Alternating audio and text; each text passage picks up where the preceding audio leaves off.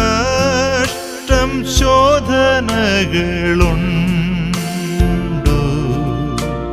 വിവിധ ദുഃഖങ്ങളും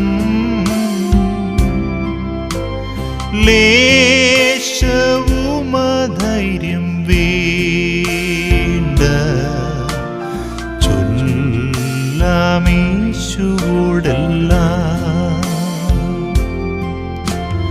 ദുഃഖം സർവം വഹിക്കുന്ന മിത്രം മറ്റാരുമുണ്ടോ?